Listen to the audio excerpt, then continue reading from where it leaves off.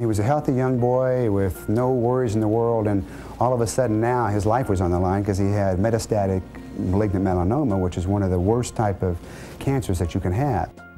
I focused all my energy on being positive. It was difficult. He had no symptoms at all throughout his whole ordeal with melanoma cancer. You don't always have to have symptoms or pains or problems to have cancer. No physical symptoms. Never lost weight, never had nausea or any of those type of things. Just the emotional, I can't believe this is happening to me and I'm scared. I don't know if I'm going to live another day. You know, as good as our CAT scans and MRIs are, they only pick up images that are certain millimeter size or larger. He really was a sick young man. You know, I knew eventually and down the road he was going to be okay. I knew that. Joe's mom raised her son alone in the scorching suburbs of Phoenix, Arizona. By all accounts, his childhood was fairly normal. Joe was a good kid growing up. He could be mischievous, but he always had a good side, sweet side to him. A little devilish at times. Sometimes he would wear my patience, but on a whole, he was a real good kid. Joe did well in school and showed an interest in the fields of science and medicine. He was uncertain about his exact plan of action, so he enrolled in a local community college. It was about this time that the first signs of trouble began. When I was about 2.5 years into the junior college, I was going full-time in school, and I got to a point where I needed to shift over to the major university. My mom had passed away in October of '97. Joe and I went back there for the funeral. When we came back, he came down with a real bad cold. And that's the sickest I've ever seen him in a long time. His gland was swollen, and I personally really never thought anything about it, because when you have strep throat or, you know, a bad cold, your glands will swell. The gland on the left side of my neck started getting larger and larger, and it stayed like that for about 6.5, 7 months. You could definitely tell that one side was a little larger than the other. I really just thought that the lymph node gland that was swollen was due to having the cold 2 or 3, 4 months previous to that. I kept saying, you need to go to the doctor, you need to go to the doctor. And it was like, no, I'm okay, Mom. And finally, in January of '98, I finally convinced him to go to the doctor. I went into the primary care doctor. He ran all the blood tests, mono tests. Everything came back completely normal, so he was a little puzzled on what exactly was going on. Joe's primary care physician decided to send him to Dr. David Sims, an ear, nose, and throat specialist. I think he first thought it was a cyst and really nothing to be too concerned about, and he was referred to our office to have it evaluated, which is a pretty good sized lump. It's like a big gumball in the outside of his neck. He did a needle biopsy of the gland in his office that day, and at that point, I had went home and kind of went back to my regular routine of you know, part-time school or part-time college, and then working at the computer company. And I got a phone call about 2 days later saying I needed to come back into the office. He had told me that the biopsy had showed malignant cells, possibly melanoma, that was already in the lymph node glands, and that he needed to set me up for a immediate surgery that next Friday. We were all shocked. I mean, I was shocked and they were very shocked about the diagnosis. Once he went to the doctor and got the news, he called me at work and said that he had malignant melanoma cancer. The biopsy had showed malignant cells that was already in the lymph node glands. It was malignant melanoma, late stage 3, bordering stage 4.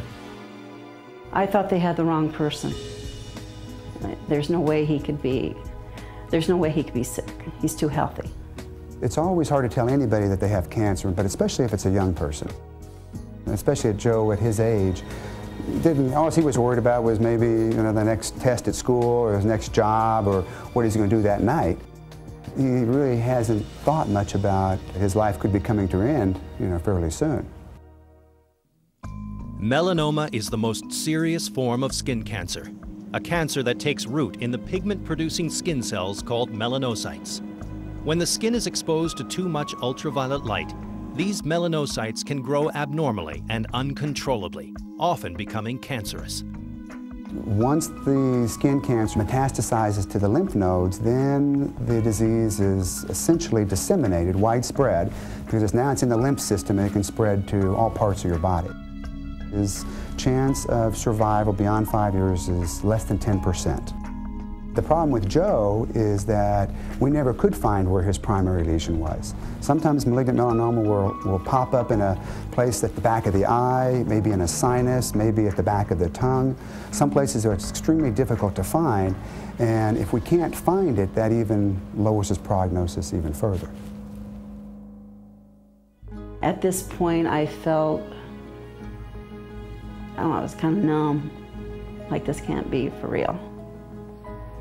Being told that I have malignant cells, essentially being told that you have cancer, very, very scary, and not really knowing what's next. Now I'm set up for surgery.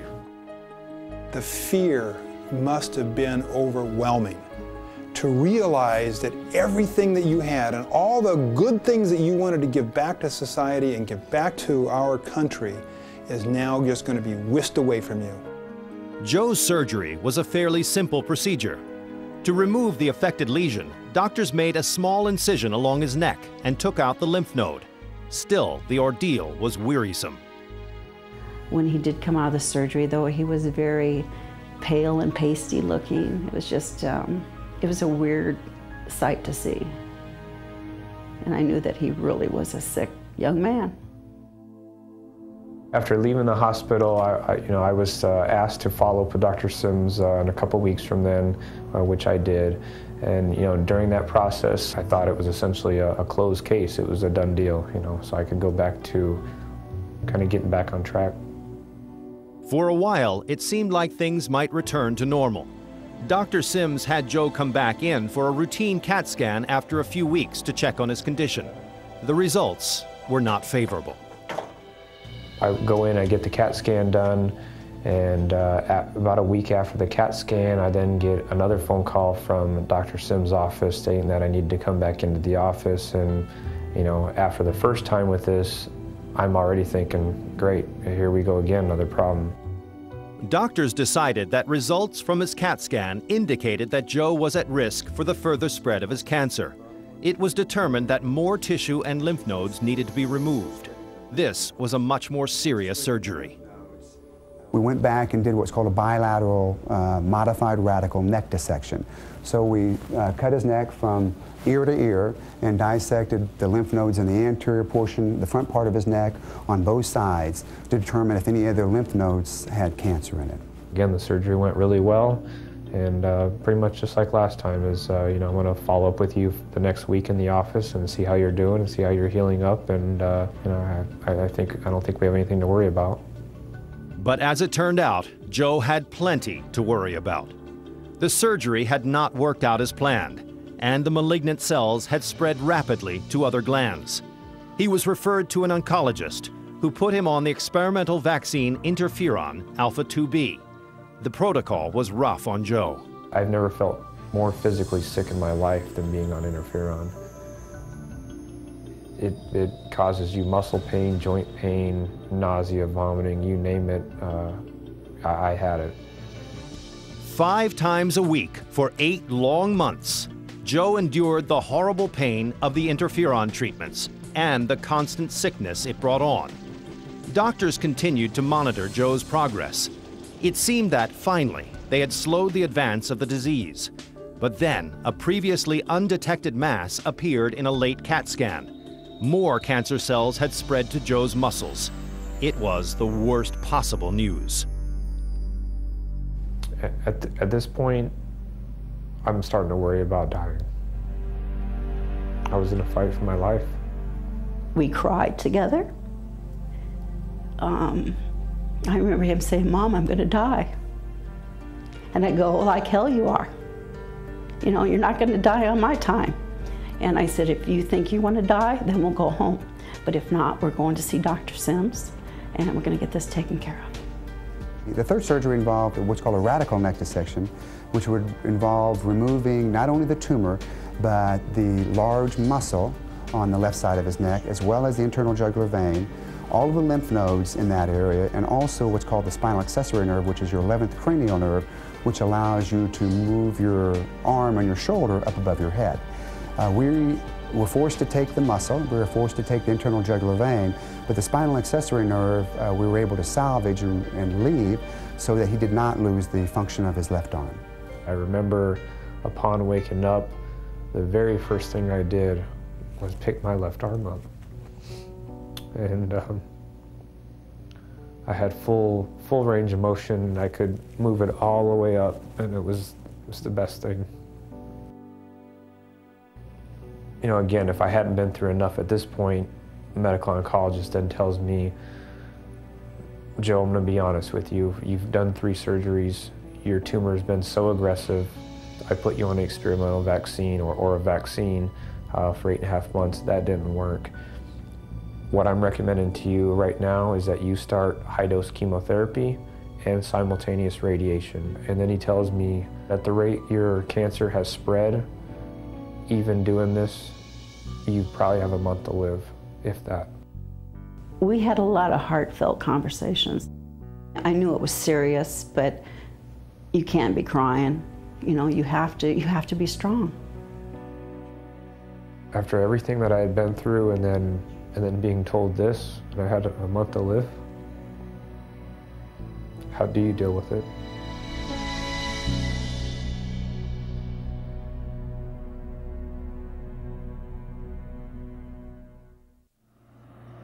Džoe Brown had been through 3 operations to remove the cancer, and none had worked.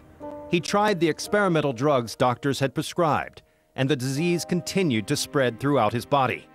Now they wanted Džoe to endure radiation and chemotherapy, despite a prognosis that gave him just 1 month to live.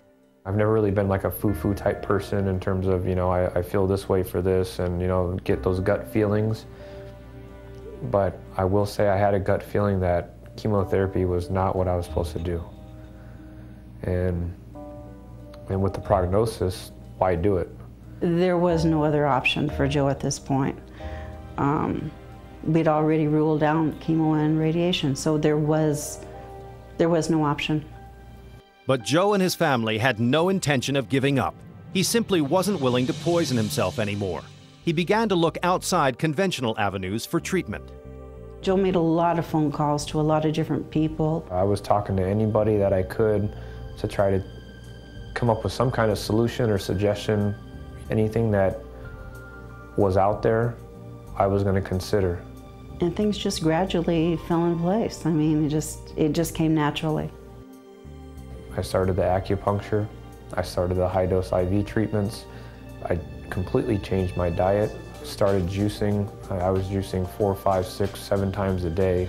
The juicing was to build up his immune system for nutrients. The food that we eat has vitamins and minerals in it that we actually need to sustain and to breathe and to live.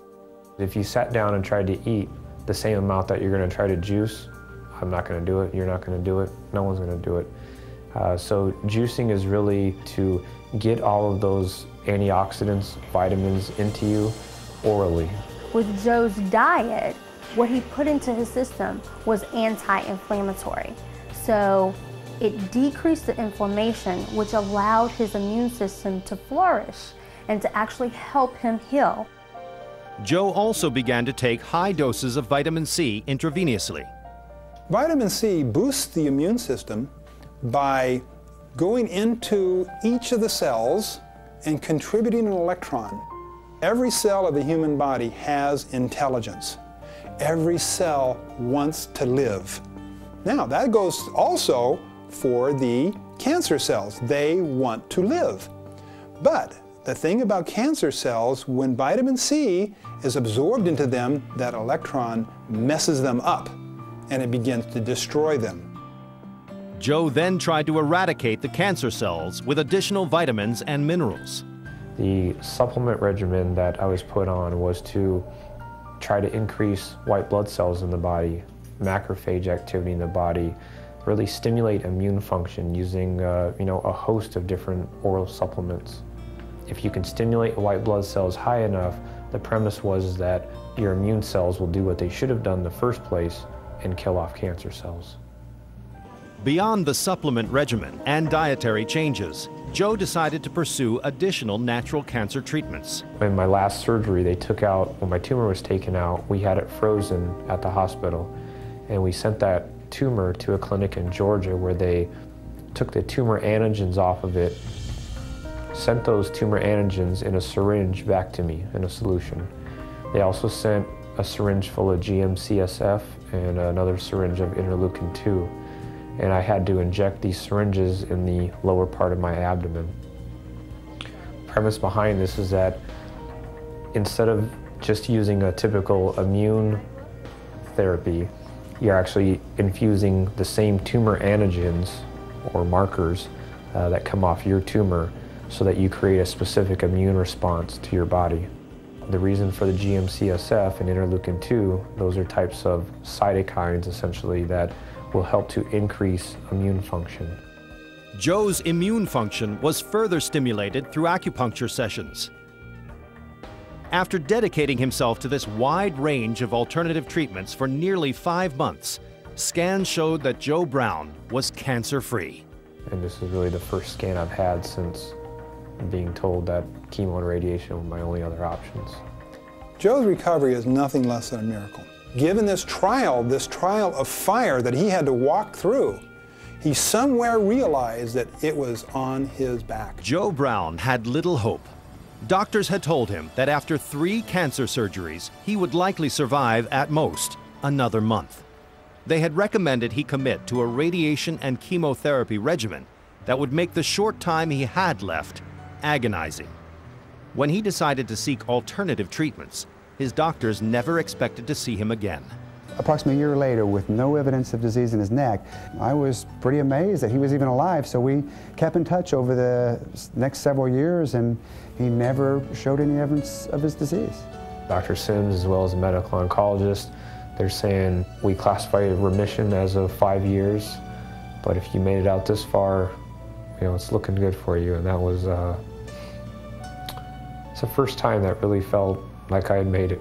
After the first year, you know, he was back to himself. The cancer was gone. He's living a healthy, cancer-free lifestyle. And it was exciting, but we're going to go on now to 2, 3, 4, you know, and life goes on. Western medicine doesn't give the body's innate ability to actually heal itself enough credit, which is where naturopathic medicine comes in. We completely believe in the body's ability to heal itself, and we promote it every chance we get. Joe decided that he wanted to promote the techniques that helped him regain his health. He graduated from medical school and completed a naturopathic program in Phoenix. It was just so exciting when he graduated from Southwest. It's the best accomplishment ever. Joe has his own practice in Tempe, Arizona. Patients are coming from all over the United States and all across the world, Russia, Australia, Czech Republic, with stage 3, stage 4 cancer, looking for treatments. And I'm just trying to do and give back to people the same treatment that I once desperately needed. Džoe Brown's life has come full circle. Today, he is a naturopathic physician and treats cancer patients with the same protocols that he helped develop to save his own life. The odds he overcame could not have been more extreme, but in his struggle, Džoe Brown pointed the way to new and exciting means of fighting cancer. His experience is changing the way naturopaths around the world are contending with deadly forms of this disease. And thanks in large part to Džoe Brown, they are able to offer new hope to their patients with cancer.